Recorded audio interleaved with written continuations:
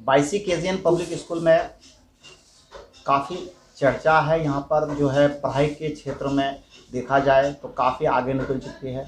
क्या कुछ रहता है खास पढ़ाई के मामले में, और किस तरह से यहाँ के बच्चों को गाइडेंस किया जाता है या फिर किस तरह से पढ़ाई दी जाती है कि इतने स्टूडेंट आपके पास उभर कर आए?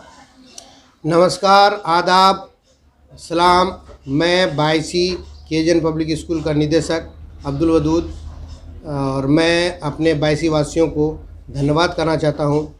और मेरी ये ख्वाहिश है कि यहाँ के लोग जितने भी हैं या आम जनता, गरीब, खासकर विशेष पिछड़े वर्ग को शिक्षा के तरफ मोड़ कर लाना और बाईसी में अलग अलग शिक्षकों द्वारा शिक्षा देना, प्रत्येक सब्जेक्ट के लिए अलग अलग शिक्षकों से पढ़वाना, जैसे मैथ का स्पेशलिस्ट से पढ़वाना, साइंस के स्पेशलिस्ट से पढ़वाना। और अभी मैं English spoken KGN Fluenta spoken hub के नाम से बाईसी पश्चिम चौक में पूरब चौक में चला रहा हूँ, और जिससे बच्चे लाभान्वित होकर इंग्लिश बोल पा रहे हैं। आज के दौर में बगैर इंग्लिश के कोई उपाय नहीं है किसी भी फील्ड में, और इसलिए मैं अपने समाज के लोगों से ये आग्रह करूँगा कि बच्चों को इंग्लिश पर विशेष फोकस करना है। और मैं क्या कहते हैं, इंग्लिश मीडियम स्कूल भी चला रहा हूँ प्ले से +2 तक, जिसमें सिर्फ इंग्लिश मीडियम में ही पढ़ाई होती है। और उसके अलावे मैं हिंदी मीडियम के बच्चों पर भी फोकस करता हूँ, जो 8, 9, 10 और +2 तक के बच्चों को हिंदी मीडियम में भी पढ़ाता हूँ। मैं ये सभी दर्शकों से आग्रह करना चाहूँगा कि वो हिंदी मीडियम छोड़कर इंग्लिश मीडियम में ही आए, जो आगे चलकर किसी भी फील्ड में, चाहे बिजनेस में हो, चाहे मेडिकल फील्ड में हो, चाहे इंजीनियरिंग फील्ड में हो, सभी फील्डों में अभी इंग्लिश का ही बोलबाला है। चाहे कोई भी पार्टिकुलर डॉक्टर के यहाँ आप जाएंगे, उसकी पर्ची भी इंग्लिश में ही आती है। तो आपको दवाई, मेडिसिन वगैरह या खाद वगैरह जहाँ पर भी है, सारे इंग्लिश में ही लिखे आते हैं, नाम्स वगैरह। तो हमको चाहिए कि हम अपने समाज के बच्चों को अगर ऊपर पहुँचाना चाहते हैं तो इंग्लिश के तरफ ज़्यादा तवज्जो दें। और मैं डिजिटल बोर्ड पर पढ़ाने के लिए बच्चों को क्या कहते हैं, स्किल डेवलप के लिए आगे लाया हूं। और बाईसी में पहली बार digital board KGN public school provide की है, और मैं चाहूँगा कि उस बोर्ड के माध्यम से भी बच्चे पढ़े।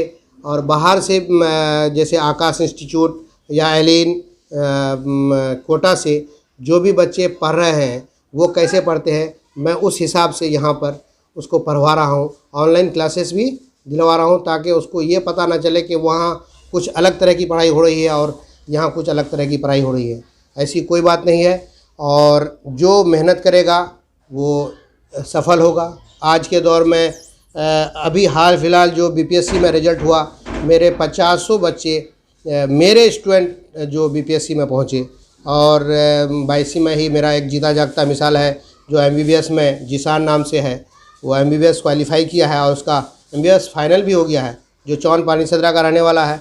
और बहुत सारे बच्चे इंजीनियरिंग में या अदर जगह पर वर्क कर रहे हैं, और बहुत सारे बच्चे ऐसे भी हैं जो हमारे यहाँ पढ़ के बहुत अच्छी जानकारी प्राप्त करके जगह जगह पर स्कूल खोल करके अपने जीविकोपार्जन कर रहे हैं। आप एक एडवोकेट हैं, और इस शिक्षा के क्षेत्र में कार्य करने के लिए आपके दिल में किस तरह का ख्याल आया कि आप शिक्षा के महत्व को समझ पाए, या फिर आप बाईसी जैसे इलाके को आप ये जान पाए कि यहाँ शिक्षा की बहुत कमी है, जिस कारण आप अपनी फील्ड को छोड़ करके इसमें ज़्यादा जोर दिए? मेरे एक वरिष्ठ शिक्षक थे जो सोशल साइंस के बहुत ज़बरदस्त जानकार थे। उन्होंने मुझे देखा कोट पहनकर, ब्लैक कोट पर पहनकर कोर्ट जाते हुए, तो उन्होंने कहा कि सर, एक आदमी 2 नाव में सवार होकर सफल नहीं हो सकता है, और कहा कि अगर आप वकालती पेशे में प्रैक्टिस करते हैं तो उतनी इज़्ज़त नहीं मिलेगी जितनी इज़्ज़त इस फील्ड में, आप इस फील्ड में सभी क्षेत्र में लोगों को पहुंचा सकते हैं, और आपसे उम्र के बड़े भी लोग आपको सलाम करेंगे, और इसकी इज़्ज़त और प्रतिष्ठा ज़्यादा है। इसलिए मैं उस फील्ड को छोड़कर इधर अपना क्या कहते हैं ध्यान दिया। अच्छा, जब से आप शिक्षा के क्षेत्र में अपना योगदान दिए हैं, बच्चे अभी बता रहे थे कि बच्चे कई क्षेत्र में अपनी पहचान बना चुके हैं आपके स्टूडेंट। जी।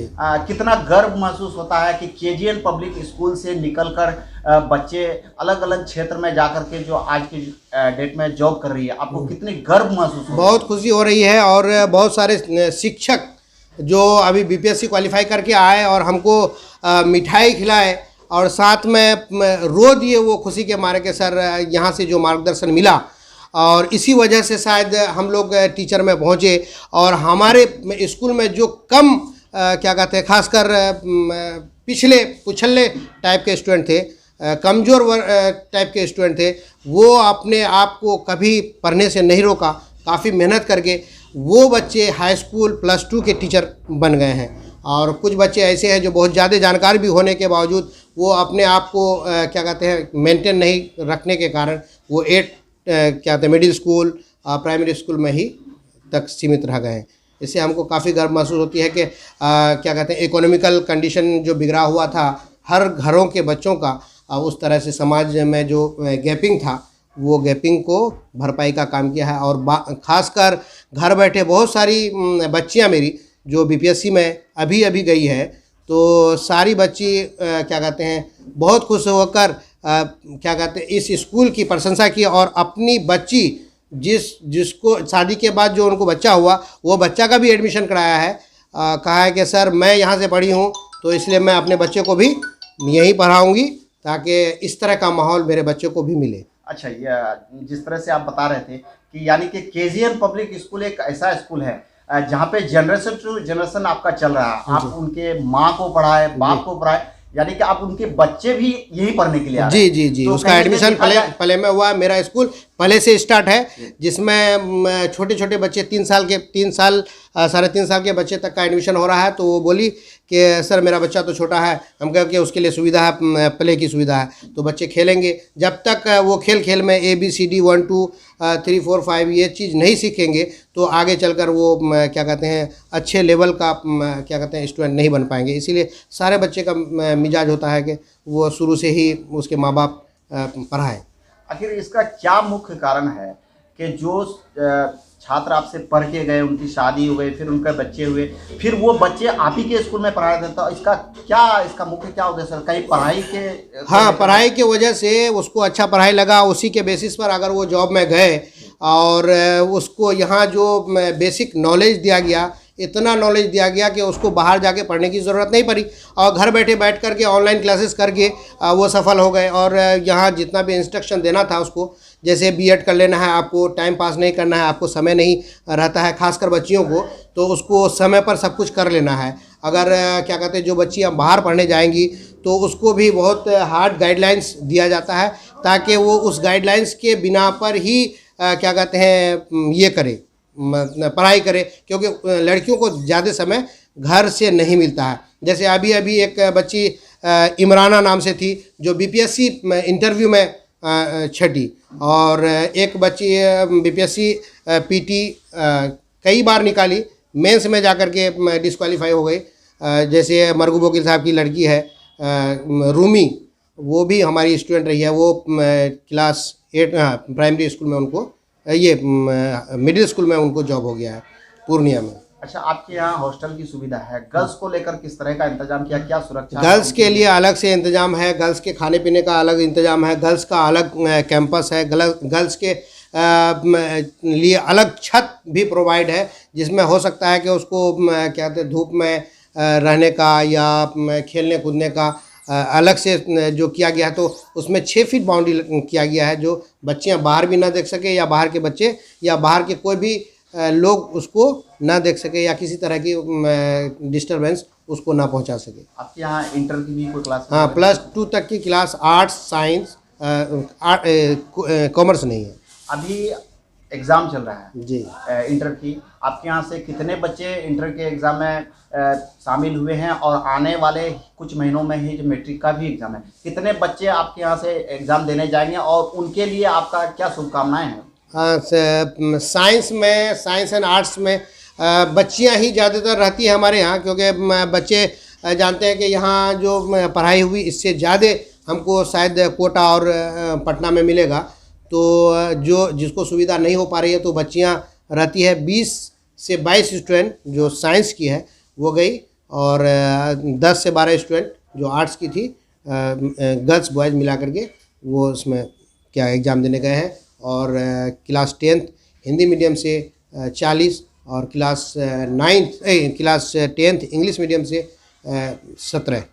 अच्छा, यहाँ से जो बच्चे बच्चियाँ पढ़ करके दिल्ली, कोटा या राजस्थान कहीं पे भी अगर शिक्षा ग्रहण करने के लिए जाते हैं, किसी प्रकार की कोई दिक्कत होती है पढ़ाई को लेकर के? काहे के दूसरे राज्य की पढ़ाई में और बिहार के देखा जाए तो थोड़ा सा हिंदी और इंग्लिश को लेकर के, तो यहाँ जो अगर पढ़ ले तो कोटा में जाने के बाद अगर इंग्लिश मीडियम से किसी प्रकार की कोई नहीं, यहाँ इसलिए दिक्कत अब नहीं हो पा रही है। पहले दिक्कत हो रही थी। पहले कुछ बच्चे मैट्रिक करके जो गए तो उनका कहना था कि सर हिंदी मीडियम तक तो पढ़ा ही रहे हैं, सब कुछ सही है, मगर हम लोग को आगे जा कर के इंग्लिश मीडियम में दिक्कत हो जाती है। तो उन्हीं बच्चों के कहने पर मैं इंग्लिश मीडियम स्कूल स्टार्ट किया, और जो बच्चे हमारे यहाँ से जाते हैं अब उसको कहीं पर कोई परेशानी नहीं होती है, चाहे कोटा जाए और कहीं पर भी अपने बैच में वो अपना क्या कहते हैं लेवल बनाए रखता है। 1 to 10 रैंक में, 1 to 20 रैंक में बना रहता है। ये तो क्या कहते हैं बहुत खुशी की बात है। आप एक जिम्मेदार व्यक्ति होने के कारण पूरे केजीएन को चला रहे हैं, आपके तरफ से क्षेत्रवासियों को क्या संदेश है शिक्षा को लेकर के? मेरे तरफ से ये संदेश है कि चाहे गांव हो, देहात हो, कहीं पर भी हो, अपने बच्चों को ज़रूर पढ़ाएं। और अगर छोटे छोटे बच्चे आपके कहीं पर काम में जाते हैं या भेजते हैं तो ये बहुत गलत बात है।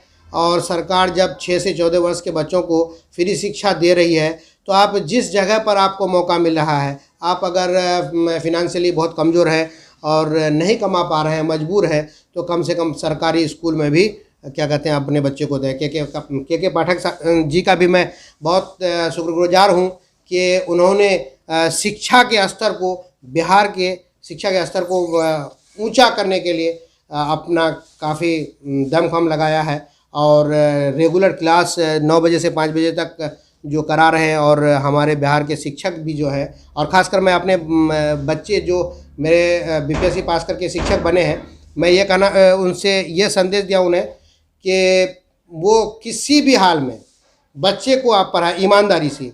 भले आप 1 घंटा कम पढ़ाएं वो चलेगा, मगर उसको ईमानदारी से पढ़ाएं, और ईमानदारी की रोटी से ही आपकी घर में बरकत हो पाएगी। अगर आप गलत पढ़ाएंगे, नहीं पढ़ाएंगे, तो आपके बच्चे का भविष्य क्या कहते हैं अंधकार में चला जाएगा। किसी को धोखा दे करके सरकार से पैसा लूटना ये सही बात नहीं है। आप अपना परिचय दीजिए और स्कूल का आपका क्या लोकेशन है, क्या नाम है, थोड़ा बता दीजिए। मेरा नाम अब्दुल वदूद, निदेशक केजीएन पब्लिक स्कूल 22।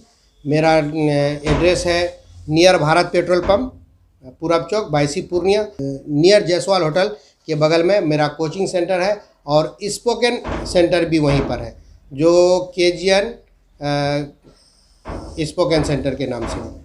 अगर कोई गार्जियन बच्चे को देना चाहे तो आपकी जानकारी के लिए जो स्क्रीन पर दिया हुआ नंबर है, क्या उससे कांटेक्ट हो पाएगा? हाँ, उससे कांटेक्ट हो पाएगा। और अभी मैं दर्शकों को ये भी बता दूं, लोगों को बता दूं कि अभी जो है माली हालत जो लॉकडाउन से स्थिति ख़राब हो गई है, उस स्थिति को देखते हुए मैं 50% एडमिशन में छूट देने की सुविधा किया हूं। और ख़ासकर गरीब बच्चों का जिसका माली हालत ख़राब है, उसको ट्यूशन फ़ी में या फिर क्या कहते हैं हॉस्टल फ़ी में 10% से 20% की छूट की सुविधा दिया हूं। अगर वो अच्छे बच्चे होंगे, 80% से ऊपर परसेंटेज लाएंगे मेरे यहाँ, तो उसको फ्री ऑफ कॉस्ट। कब तक ये ऑफर है? 80% से ऊपर परसेंटेज लाने वाले को पूरे साल हमेशा। और क्या कहते हैं जो पुअर होगा तो उसके लिए भी 10 से 20% तक की छूट, और जिसका माँ बाप नहीं हो तो उसको फ्री। ठीक है, बहुत बहुत जी। आज हम लोग पीरियोडिक टेबल के बारे में पढ़ना चाहते हैं। आमतौर पर पीरियोडिक टेबल को अगर बच्चों को बताया जाए कि पीरियोडिक टेबल होता है तो बहुत मुश्किल हो जाता है, लेकिन स्मार्ट बोर्ड के तहत हम लोग अगर एक बार में चाहेंगे तो पीरियोडिक टेबल आ जाता है, जिससे बच्चे लोग को ना आसानी से दिखाने में सुविधा होती है। और भी इतना ही नहीं, इसके अलावा भी बहुत तरह का चीज़ें हम लोग देख सकते हैं। जैसे कोई भी डायग्राम है, अगर हम लोग ब्लैक बोर्ड पे अगर बनाते हैं या व्हाइट बोर्ड पर बनाते हैं तो कभी कभी क्या होता है कि उतना क्लियरिटी नहीं आ पाता। अगर इस बोर्ड में हम किसी साइंस को या बायो को जैसे कोई फिगर वगैरह बनाती है या फिगर को बच्चे को समझाना होता है तो क्या उसमें बच्चे को समझने में आसानी होती है? थोड़ा सा उस चीज़ को दिखाइए हम। तो ये जो बोर्ड है इसमें हम लोग आसानी से कोई भी पिक्चर, आप कोई भी पिक्चर चाहिएगा तो उसको लेकर के आ सकते हैं। जैसे हम लोग अगर चाहेंगे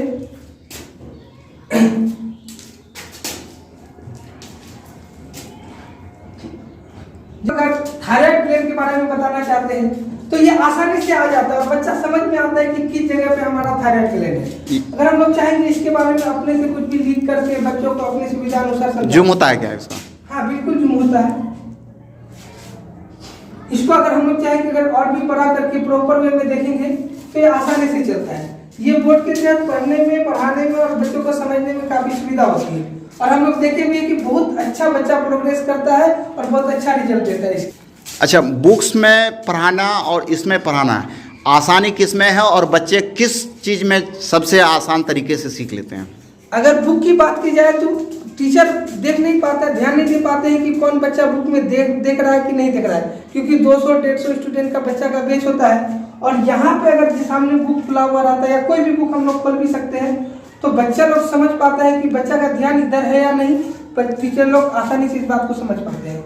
दूसरी बात यह है कि कोई भी हो, किसी भी तरह का क्वेश्चन आंसर हो, ऑब्जेक्टिव क्वेश्चन हो, आराम से दिखाया जा सकता है और उसमें समझाया जा सकता है। ये सुविधा आपके स्कूल में कितने दिनों से दिया हुआ है? ये सुविधा हम लोग पिछले बैच को भी पढ़ाए हैं और इस बार भी हम लोग चाह रहे हैं कि इसको और भी अच्छे तरीके से इसको लाया जाएगा। कौन कौन क्लासेस की पढ़ाई होती है इसमें? इसमें अभी हम लोग इस साल जो मतलब पिछले सेशन जो अभी बच्चा लोग एग्जाम जो दे रहा है अभी इसमें फरवरी में और मार्च में सीबीएसई का एग्जाम होगा उसको हम लोग पढ़ाए और उसमें हम लोग इस बार साइंस को और सोशल साइंस को पढ़ाए हैं और आने वाला समय में हम लोग सभी सब्जेक्ट को डिजिटलाइज करने का कोशिश में रहेंगे। यानी कुल मिलाकर के ये है कि अगर डिजिटल माध्यम से बच्चों को शिक्षा दी जाए या इसमें पढ़ाया जाए तो उसमें समझने में ज़्यादा आसानी होती है। हाँ, किसी चीज़ को बिल्कुल अगर हम लोग बच्चा को अगर समझाएंगे इसमें तो हम लोग ऐसा नोटिस करते हैं कि इसमें बच्चा आसानी से समझता है। चीज़ों को जब देखता है तो बच्चा आसानी से समझता है। एक छोटा सा बच्चा एरोप्लेन को आसानी से समझ पाता है कि ये एरोप्लेन है क्योंकि वो देखता है, लेकिन डिसिप्लिन नहीं समझ पाता कि क्योंकि वो दिखाई नहीं पड़ती है। तो जो चीज़ देखता है बच्चा का पिक्चर मेमोरी ज़्यादा होता है, साउंड मेमोरी कम होता है। इसीलिए जरूरी है कि चीज़ों को दिखा करके और समझा करके बताएं। ये सुविधा बायसी में किसी और स्कूल में है अब तक? अभी तक तो हम लोग इसको लेकर के आए हैं और कोशिश करेंगे कि जो हम लोग इसको डिजिटलाइज और भी करें, लेकिन अभी तक तो हमको शायद अभी जानकारी में नहीं है, लेकिन शायद नहीं होगा क्योंकि इसे क्या नाम है आपका? मेरा नाम है चंदन। क्या कौन से सब्जेक्ट पढ़ाते हैं आप? साइंस पढ़ाते हैं। अच्छा, कौन सा स्कूल है ये? KGN public school Baisi.